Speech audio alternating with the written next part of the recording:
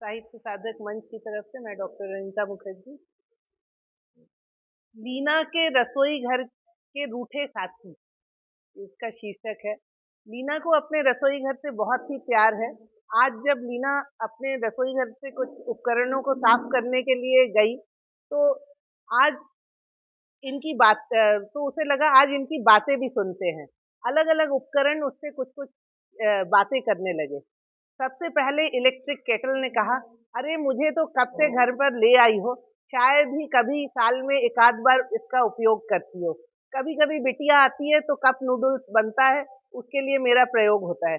कभी होटल या guest house में लेकर जाती हो तो वहां पहले से ही एक दूसरा इलेक्ट्रिक केटल उपस्थित होता है। एक बार तो अपने जेठ के बेटे के विवाह के समय मुझे कलकत्ता भी ले गई, लेकिन वहां तो मेरा बहुत ही अपमान हुआ। मेरा आधा हिस्सा जिससे प्लग पॉइंट से जुड़ता है, वो तो तुम घर पे ही छोड़ गई थी। तभी राइस कुकर बोल उठा, मैं तो इन सबसे सबसे पुराना उपकरण हूँ। 15 साल पहले कॉलेज की तरफ से दिवाली में उपहार में मिला था। मेरी उम्र हो गई है, उसके कारण थोड़ा सा बाहर से जंग भी लग गया था, तो तुमने अपनी कलाकारी दिखाते हुए उसमें लाल रंग कर दिया। पर मेरा उपयोग भी बहुत कम होता है। कभी कभी जब मोमो बनता है तभी सिर्फ मेरा इस्तेमाल होता है। आजकल इडली मेकर आने के बाद ढोकला भी उसी में बनता है। बस जब साफ सफाई करती हो तभी तुम बस मेरे सर पर थोड़ा हाथ फेर देती हो। एक समय था जब मैं तुम्हारे दाल सब्जी बनाने की साथी थी। तुम्हें खुद को भी पता है कि जब कोई नया आ जाता है तो और पुराने की कम भाव दिया जाता है पुराने को, तो पुराने को कैसा महसूस होता है। सैंडविच मेकर ने भी उसकी अपनी व्यथा थी। वह बोलने लगी, मैं तो आई हूँ, उसके बाद से पता चला कि घर में किसी को ग्लूटेन एलर्जी है, तो ब्रेड आना ही बंद हो गया। तो मेरा क्या काम रहा। फिर भी क्योंकि मुझे तुम्हारी दोस्तों ने दिया था, इसलिए फिर भी तुम कभी कभी ब्रेड लाकर सैंडविच बना के बच्चों को दे देती हो। और दोस्तों के प्यार की वजह से मुझे रसोई में सबसे अहम स्थान पर रखा है।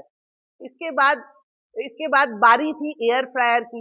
एयर फ्रायर से लीना को कुछ अच्छी बातों की उम्मीद थी, पर पता चला कि वह भी रूठी बैठी है। उसका कहना था कि मैं तुम्हें सबसे ज्यादा दोस्तों के बीच खाना पकाने में नाम दिलाती हूँ। हर कोई कहता है बिना तेल तुमने इतना करारा कैसे बना लिया। पर तुमने मुझे इन सारे निष्क्रिय उपकरणों के साथ ही रखा हुआ है, जिनका साल में एक दो बार ही उपयोग होता है। मेरा दर्जा तो थोड़ा ज्यादा होना चाहिए था। उधर जूसर भी पास ही में था। वह भी बहुत गुस्से में था। बोला, एक दिन चुकंदर का जूस निकालने गई थी और चुकंदर अटक गया था, तब से तुमने मुझे बिल्कुल नकार दिया है। पर मैं बाकी चीजों का भी तो जूस बना सकता हूँ। पर तुम्हें तो अब लगता है कि जूस पीने से बेहतर है पूरा फल खा जाना। तो मुझे भी बड़ा उपेक्षित महसूस होता है। फिर नजर पड़ी माइक्रोवेव में।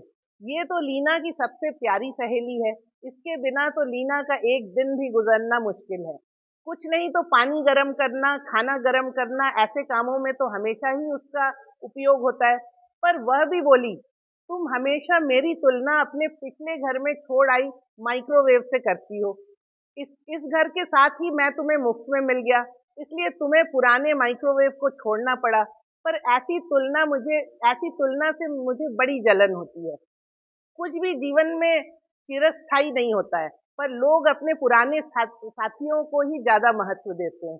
माइक्रोवेव के साथ इस घर में कुकिंग रेंज अवन भी मिला था, जिसमें बेकिंग, रोस्टिंग, इन सब की व्यवस्था है। कुकिंग रेंज अवन कहने लगी, मेरा उपयोग तो केवल कभी कभी बिना आटे और बिना दूध के केक बनाने के लिए ही करती हो। कभी कुछ और भी बना लिया करो, जैसे ब्रेड बिस्किट बनाने के लिए कब से खमीर लेकर आई हो, पर उसका भी अभी तक कोई उपयोग नहीं हुआ। हाँ, मुझे प्रयोग करने के लिए 40 मिनट तक गर्म करना पड़ता है, पर तुम्हारे मस्तिष्क का तापमान भी तो मेरे जैसा ही हमेशा गर्म ही रहता है। तभी उपकरणों की अंतिम पंक्ति में खड़ी रेफ्रिजरेटर ने कहा, शीतल बनाए रखना और शांति बनाए रखना मेरा ही दायित्व है। इसलिए मेरे अंदर जितनी मेरी क्षमता है, उससे भी अधिक चीजें रख दी जाती है। फिर भी मुझे बुरा नहीं लगता है कि जितना हो सके शांति के लिए मैं अपना कर्तव्य का पालन कर सकूं। लीना ने इन सबको कहा, हाँ हाँ मैंने तुम सबकी शिकायतें सुन ली है और अब मैं इनको दूर करने की कोशिश करूंगी, क्योंकि घर का यही एक कोना है जिसमें मुझे सबसे अधिक खुशी मिलती है। घर में यही मेरी प्रयोगशाला है। घर के सारे कामों में मुझे रंधन में ही सबसे सुख मिलता है। तभी रसोई में रखे हुए बर्तन भी कुछ बोलने ही वाले थे कि नीना ने कहा नहीं आज बस इतना ही, तुमसे किसी और दिन बात करेंगे।